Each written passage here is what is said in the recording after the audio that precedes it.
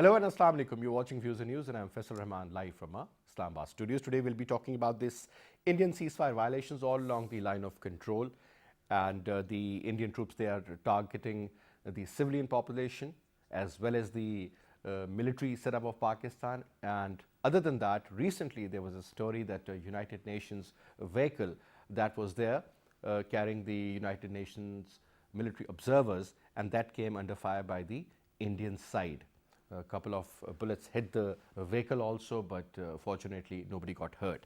Now, talking about this kind of a typical mindset that prevails out there in India, it's very unfortunate, because whenever we talk about bringing in peace in the region, there is one spoiler, and that is India. Whether you talk about the issues in Afghanistan, you talk about the problems in the northern side of India, or you talk about the line of actual control or the line of control with Pakistan, there are problems everywhere. And it's not only us who are suffering from the Indian hegemonic design.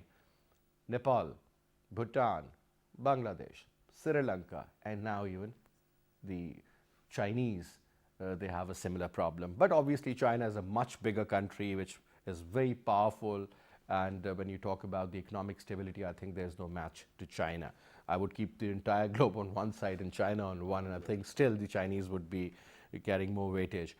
So particularly this was something very important. And then the latest visit of the foreign minister to UAE, that is also very significant, because that came at a time when people were talking about that the two countries are not having a very cordial relationship, or maybe it has deteriorated over a period of time.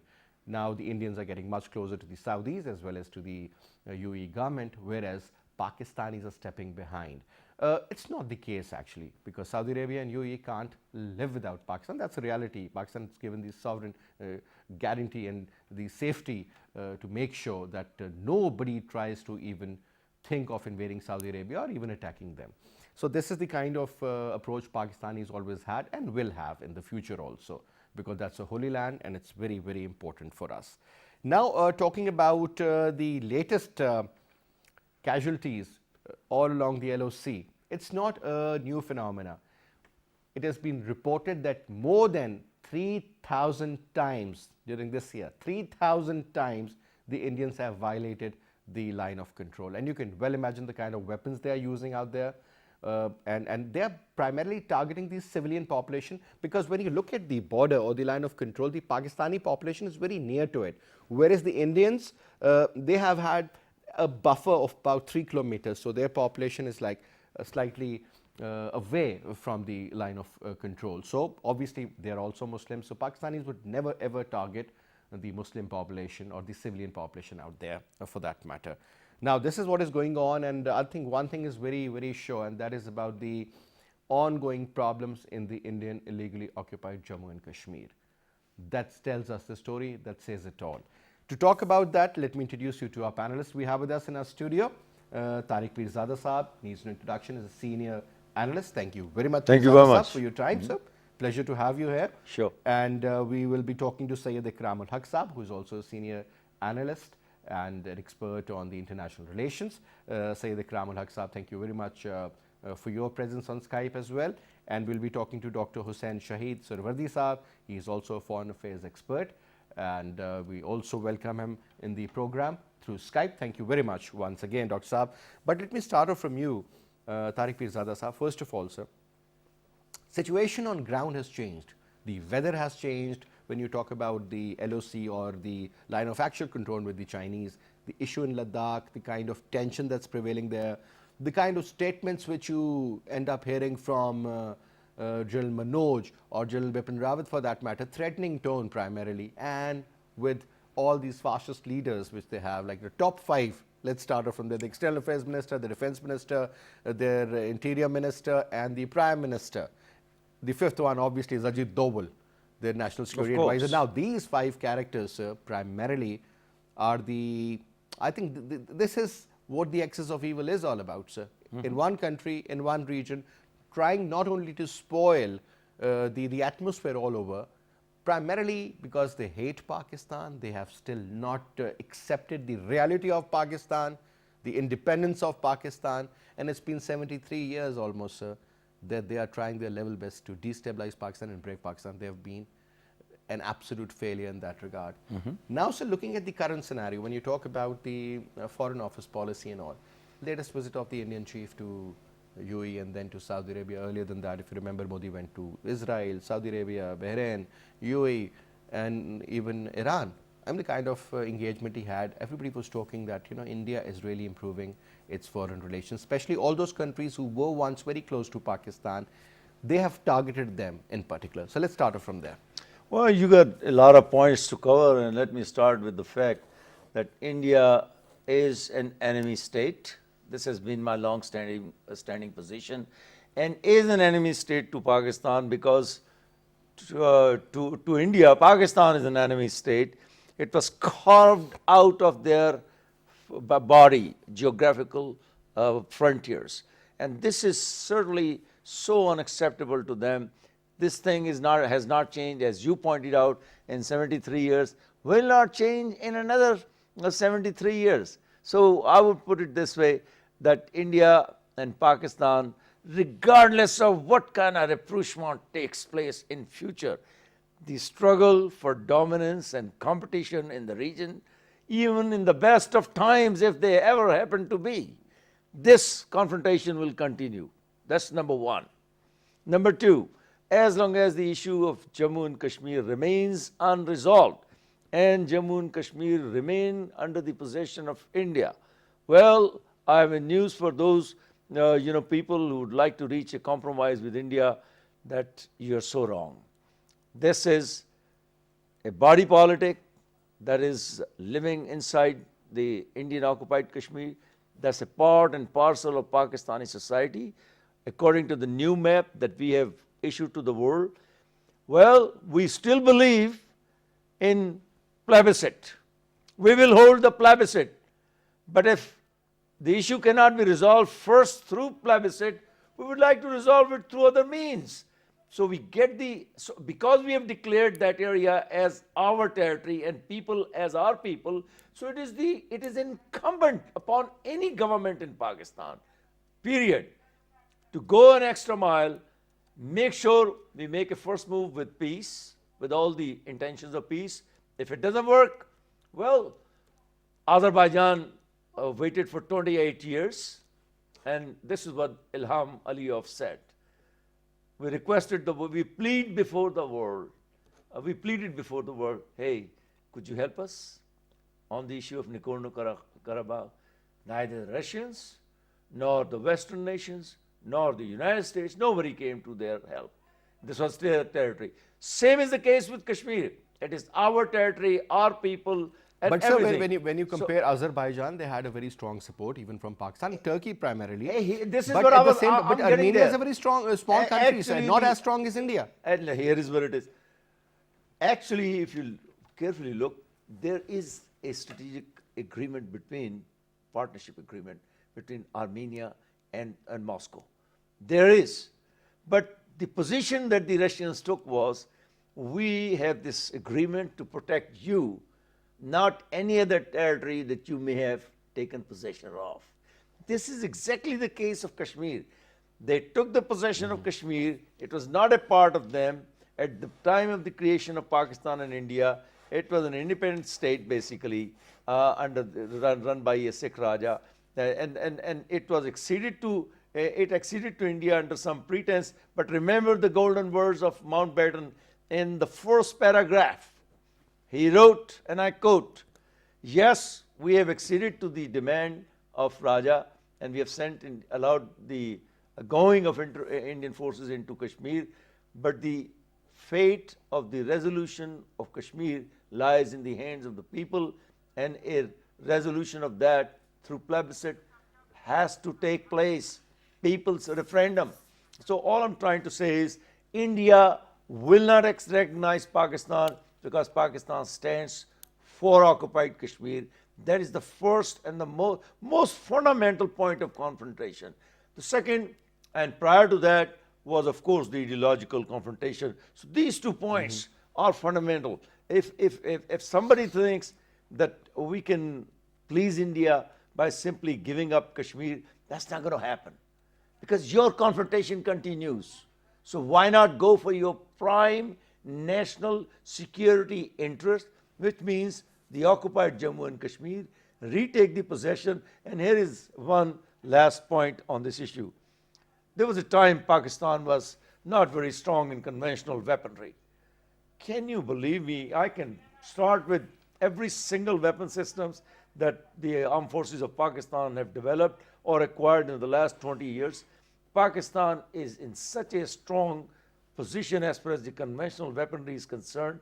So those days are gone when people used to think that we cannot fight for 10 days or 15 days or 13 days or 50 days. Somebody said on the television, you know, Pakistan. If a war breaks out, it's going to be a short, intense war. I would like to see. Because now, I agree with you. Good way to put it. Short, intense, and to the point. The point is Kashmir. Either you come to the table, or primarily we'll force you to it's go. the entire northern area. You have China on one side, you have Pakistan on the other, and India on one side. Okay, here is that's the where the strategic problem shift. seems to be. One last point. There was a time when everybody said Pakistan is isolated in the region. Pakistan is cut off. There is no friend of Pakistan in the region. Let's start with look at my fingers. China, right? Nepal, 2. Even Bhutan is not hostile. Even Bangladesh is slightly modifying its position, not towards Pakistan, but towards India.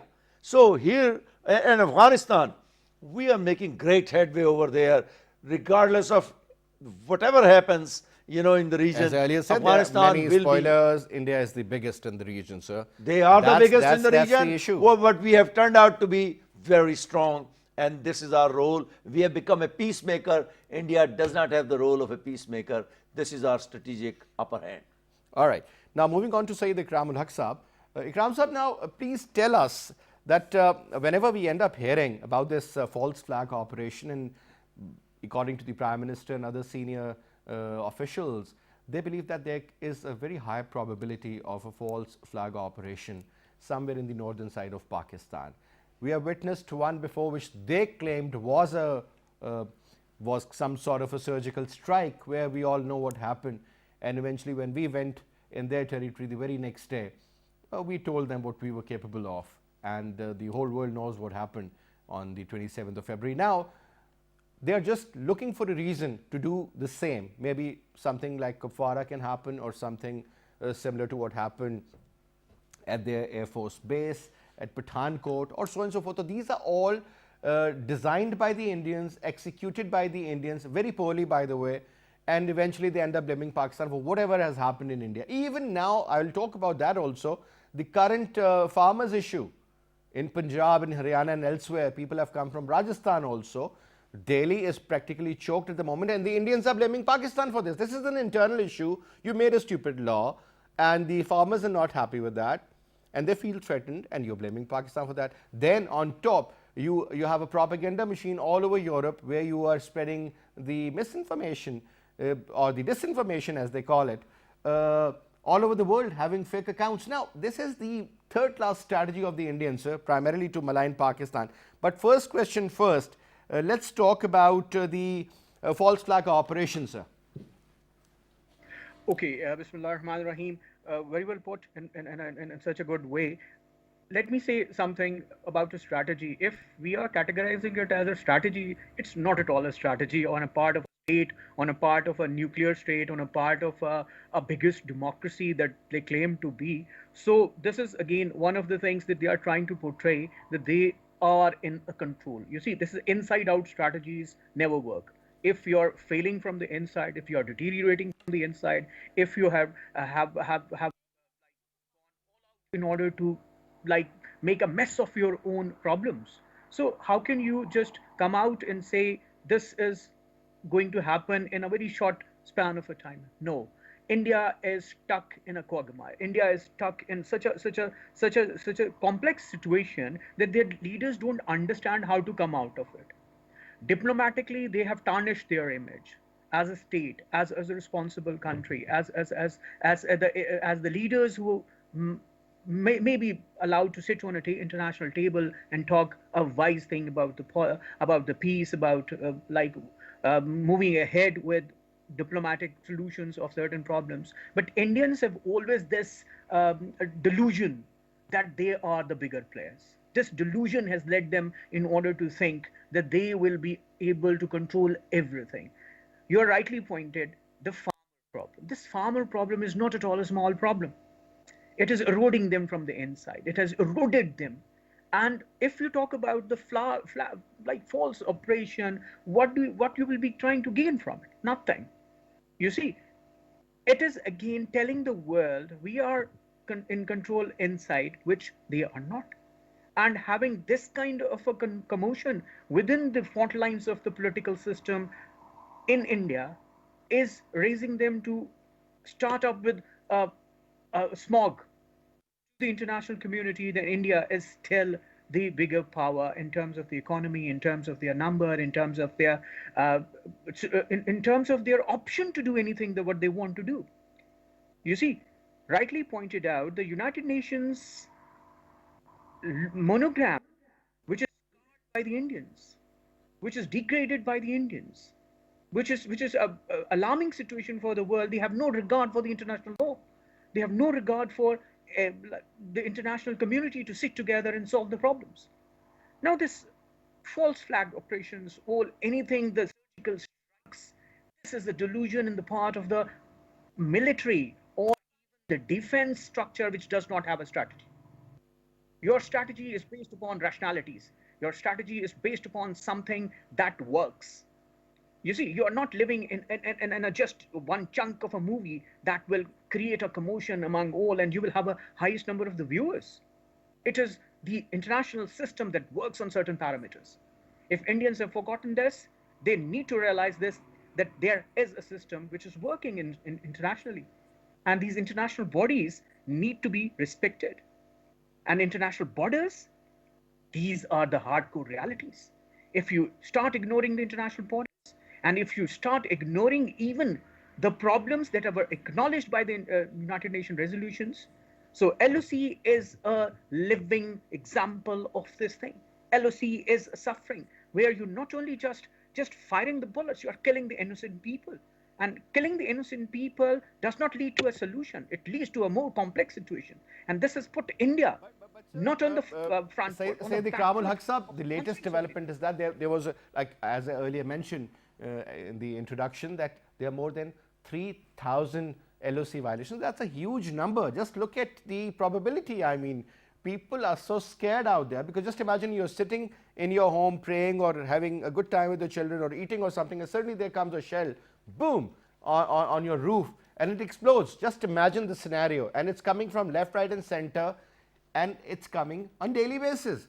Now, one important area, and that is about whenever we hear that Indians did this, and then there was a befitting response from the Pakistani side, and we destroyed their bunkers or something of that sort, and that response was good enough, and we made sure that the guns on the other side of the LOC should stop making noise now. But when you look at the Indian design, I mean, you hear these statements coming from their external affairs minister or their defense minister for that matter, Rajnath Singh, or interestingly, Ajit Doval, the national security advisor, even the prime minister or their chief of defense or the chief of army staff. I mean, they're talking about fighting a war with India and with Pakistan, and this kind of engagement seems to be as if somebody has given them some sort of an assurance, because Indians are believed to be whether we like it or we not, but it's a de facto ally of the United States of America in this region. So that equation, in fact, disturbs the balance of power in the region, does it? Okay, you see, when you talk about these high shots talking about these kind of statements, this means one word: desperation. They have nothing on the board. They have nothing whatsoever in terms of moving India ahead in this post-pandemic time or pandemic time, where the world is looking into the new world, a new world which is has seen this suffering of the pandemic. But these high shots, firing the bullets, talking about the cannons, talking about their Rafale, engaging into a very high-tech war. Come on, this is not a movie. This is a real-life thing. You think if you're talking about a surgical strikes, the Pakistani army or Pakistan armed forces are not prepared for that? They have done their scenario planning pretty well. They know how to play their cards. They know how to maneuver their assets, and they know how to strike you hard and hard at the time where you will not be able to forget. And this have been happening in the past. So by merely just going into the narrative, the war of narratives is not going to take India anywhere. It is just building up the narrative and selling where you have nothing to sell to your own people. You have nothing to sell to your international community, even to your allies. Allies might be using you as a catalyst to see something can happen by putting a gun on your shoulder. So Indians might be going for a big sacrifice or a big kind of a blunder if they are listening to their allies who are going to go after their own self-interest. If you look at the superpowers, they have no other interest in their own interest. And Pakistan know how to preserve its own, how to protect its own uh, self-interest and the national interest when it comes to handling the leadership of Pakistan, the people of Pakistan, the diplomatic corps. They are on their toes. You see, this is the high time where the nations are tested, and we All right. have our chances. All right, Said Indians have Ikram Saab, forgotten this I'll thing get that back they to are you. I'll eroding get their back to you on that. But we've also been joined in by Dr. Hussain Shahid Surwadi Saab, Senior Foreign Affairs Expert on Skype. Assalamu alaikum, Dr. Saab. Walaikum Assalam. Dr. Saab, thank you very much for taking out your time and talking to PTV World. Now, Dr. Saab, let me put a very different question, because whenever I go through the social media or otherwise, I mean, there is a comparison. People are doing comparisons between the Pakistan Air Force and the Indian Air Force, Pakistan Army and the Indian Army, their Navy and our Navy, the training and everything. Now, tell us something, and that is important because are we undermining India? At the end of the day, sir, they are the largest purchasers of the weapons. Uh, Great alliance with a couple of Middle Eastern countries who are also, interestingly, great purchasers of weapons from the USA. There was a time that India was weak, but now they are developing their indigenous plane, also Teja. They have done that. The kind of money they have, and on top of that, the kind of weaponry. And after that, you talk about BICA and so forth. So much collaboration with the Americans and talking about the high tech intelligence sharing. You're talking about new applications. You're talking about a very different world altogether. Now, in that particular equation, sir, do you think it's wise to underestimate India? Very rightly stated. Underestimating, of course, is something that must be questioned because this is something, a blatant truth in the world that India is a huge country, it's a growing economy, and it is prospering at the same time. But at the same time, we need to see how much are they regarding and respecting international law. How much are they acting like a responsible nation in the world? Firing on United Nations staff on border shows that things are taken for granted. If minorities are there in every Middle Eastern country, even in Pakistan. Minorities are everywhere in every country in the world. But strangulating them and not leaving them to breathe, either if it is Muslims in India or for that matter Christians and nuns, we need to understand that country has to act very responsibly. It's not only that we are overestimating, some country are underestimating. The question is what kind of regime is controlling and governing that country. Are they making it, India, I must say that India in the past was governed by great people like Jawaharlal Nehru.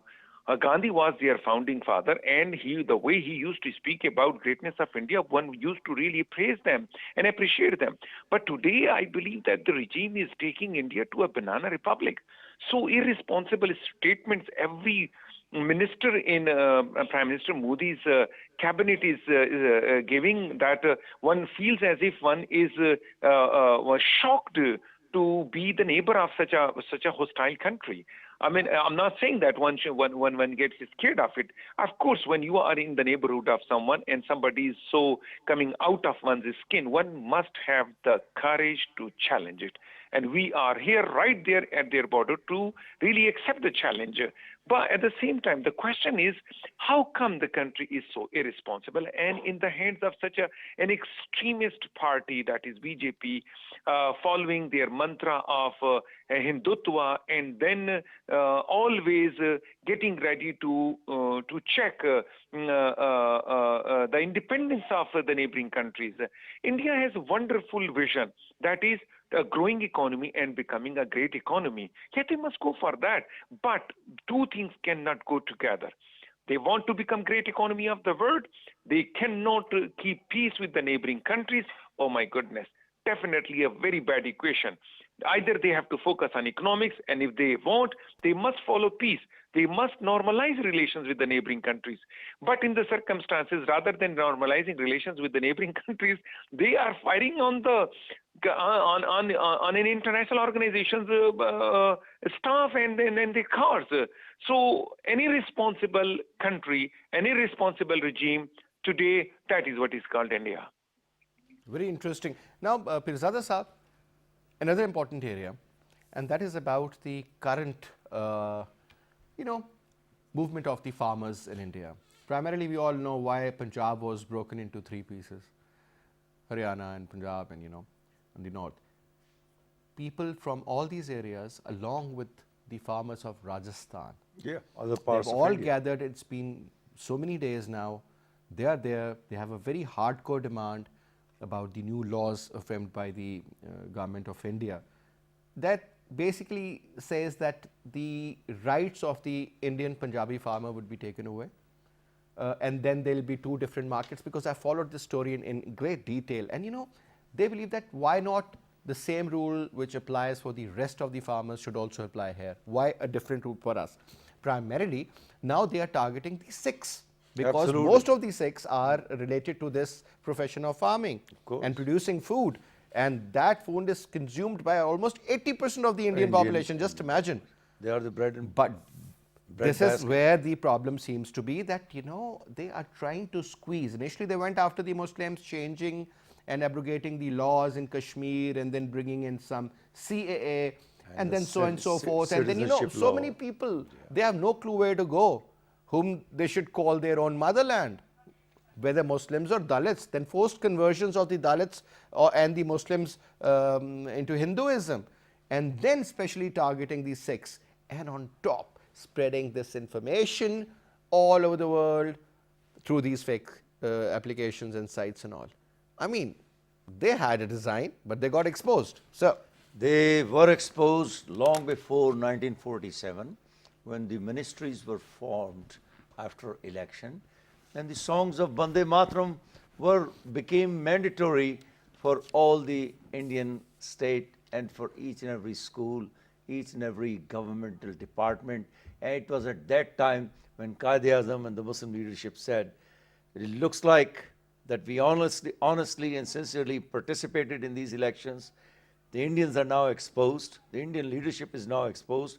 It was the same Gandhi, it was the same Nehru, it was the same Patel, which are being praised today. I'm not trying to offend anybody, but their true face was exposed at that time, and the India's real face has been exposed one more time in the form of Mr. Terrorist, the great terrorist, Mr. Narendra Modi. His ultra-radical right-wing Hindu philosophy to make India a unitary Indian Hindu state, that has been exposed. And actually, I would slightly change my submission by saying that this is what they want to be now, and they have come out in the open. And they have made a strategic decision that this is the time to declare before the world that whatever we have been in the past, we're not anymore like that. We are a Hindu state. And so the citizenship law, the conversion of the status of Kashmir, occupied Kashmir, the local structure of government that has been changed. Similarly, what happened to the Muslims in Assam and other areas, and what happened to the people who migrated from Bangladesh into Indian Bengal. They are being forced to return to their land, and they refuse to accept even a single Rohingya, asylum seeker. Not a single soul said no. That's not acceptable. So India's real face is there. But I never had doubt. I have always said, and I maintain that position of all the hundreds of programs that we have done, and on this channel and on other programs, on private channels, that India, from the times of Nehru through today, the tone has been different, but the intent has been the Agenda was same. always the same. The intent has been the same. A, to hurt Pakistan. B, to maintain the possession of Kashmir. C, to expand India by, in all directions, be it Maldives, be it Nepal. Look at the case of Nepal. The water comes from India to Pakistan here in the case of Pakistan.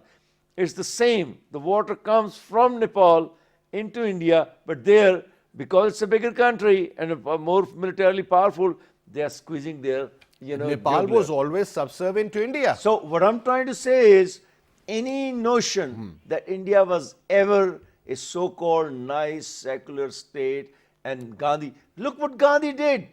He betrayed the Khilafat movement, the movement of Tark-e-Mawalat. I mean, the character does not change. You can call anybody a saint or anything, but when it comes to politics, they stood exposed at that time. Now, one thing, let me just get back to the United States and its relationship with India for a second. Well, this is true that there's a strategic partnership. There's a lot of weaponry that is changing hands. A lot of military acquisitions are taking place. But during the last 4 years of the one and only Mr. Donald J. Trump, things have slightly changed, and it will take some time to restore the entire fabric of relationship with India one more time if Biden decides to do that. Sir, Biden will most likely continue with almost the same policy towards India. As Obama did. Exactly. Okay, exactly. But it takes and time. Even when we talk about the Republicans being close to the Indians, I think the Democrats are much closer to the Indians in that regard. Both of them are closer to India, but the issue is it possible, but we were comparing United States and China at that time as far as their relations vis-a-vis Pakistan and India were concerned. So let me put it this way. United States, regardless of what it does, regardless of what their strategic partnership is, if Pakistan stands firm on the issue of Jammu and Kashmir, and I'm sure they will, you have a great nation behind you with all the strategic cooperative partnership. This is the exact description of our relations with Beijing. They are going to stand behind us. You saw the latest air exercises. They are not just exercises. It's a nice message being sent to India. And look at the wording of General Bajwa, what he said. It is very serious. So we have a chance right now. The Joint Chief visited the other day. Absolutely. Yeah. So let me make one brief point. It's time that the government of Pakistan, led by the one and only Imran Khan, and I have supported his government and I still support openly, without any caution, that take steps to change certain ground realities as were changed in the case of Nagorno-Karabakh. If we don't take advantage of that, look, the Chinese did change the ground reality in Ladakh. Chinese Okay. could have. Okay. We And they are very powerful at the present time. We are really in conventional weapons. There won't be a nuclear war, and if the issue will be resolved through weapons, it will be a conventional conflict. Use it wisely, support the liberation movement in Kashmir massively with money, semi-military means, military means, intelligence-wise, anything that goes.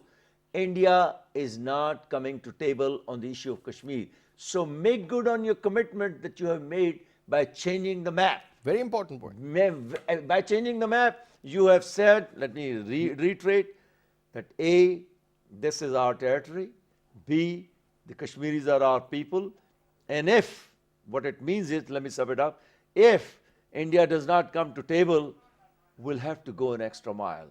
Because if we don't mean it, then the new map becomes a meaningless exercise. Absolutely, absolutely. Now, quick comments from you, Saeed Ikramul Haq Saab, and then Dr. Hussain Shahid Surwardi Saab. I just want to compare two scenarios. One, what is happening in India regarding the Sikh community, the farmers in general. Millions of them are stranded on the roads, they have blocked the highways, the exit and the entry points to Delhi. And at the same time, nothing is happening. Nobody's there ready to talk with them and look after the concerns they have. And they've got very legitimate concerns. But having said that, the Indians are blaming Pakistan for that. Because the Sikhs, they want help from Pakistan, number one. Number two, that is also connected. When we talk about the current political scenario in Pakistan, the PDM and all these opposition parties creating a drama, a problem, at a time when Pakistan cannot afford it. We have got some serious issues going on with the Indians and with the rest of the world as well at the same time. And they are actually, supporting and giving responses to their tweets and assuring them their support. I mean, what exactly is going on, sir? Why are we meddling, or why rather they are meddling into our internal affairs? Thing that is, in quotation mark, dialogue. You see, a state has to have a dialogue with its people who are in pain, who are in suffering. That is on the Indian side, the farmers. If the farmers are facing, you talked about the value chain. You see, upstream people are getting the maximum benefit. The downstream people are always suffering. So when downstream people will be suffering, they will be definitely on the roads. And that is something which will make the leaders uncomfortable. And once they are uncomfortable, like the Modi regime, they will be taking irrational decisions. So there has to be a dialogue. There has to be a controlling of the chaos, and this chaos has to be understood in terms of its reality. Yes, the leadership is not focusing on the core issues, that is the internal issues. That is bringing the benefits to the people, bringing the benefits to the masses, which you have promised in your speeches, in your manifesto, or in the victory speech. The Narendra Modi has promised a greater India for the greater number of the people, and this is what they were talking about all along, but things have gone wrong. Now there is a dialogue. On our side, definitely, if I say Prime Minister Imran Khan has to come out of the Prime Minister house and have to have a dialogue with the opposition.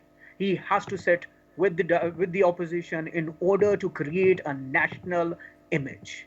You see, this national image, even if it is distorted from the PDM or even from the government side, this opposition and proposition need to bridge up the gap. This will strengthen the armed forces who are standing guard to our frontiers.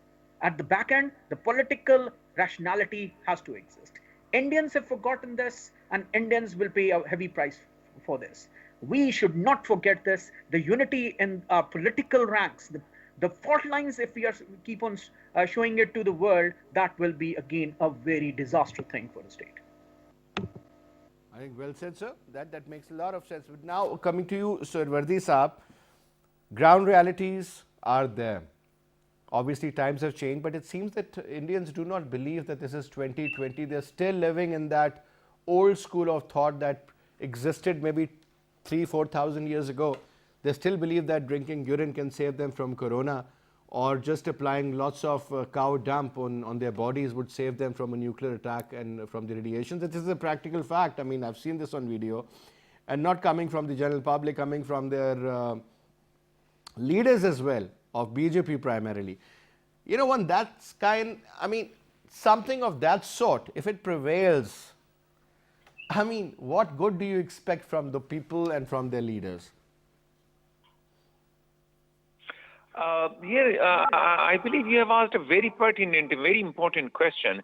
But I will slightly add to that, and that is that it's not people who are acting like that. In fact, it is those who are representing them. And right now, the BJP party and present government that is running the country, they are acting so non-seriously, and that is the reason that country is portrayed like that. You must remember one thing, that countries, people are not that far ahead. In fact, it is the leadership that represents countries, and the leadership that commits mistakes, and those blunders are then ultimately, I mean, people are the sufferers of those blunders that leadership commits. So is the case with the people and with the people and the nation of India. India, once upon a time, was really looking forward to the change of dynamics in world politics, and they knew that world politics and world economics, which means international political economy, would be what would be the order of the day. But unfortunately, they have drawn themselves back into that medieval time that you mentioned, or if I may say, they still are followed by that Cold War mentality. They still have the same thing that is there in their mind.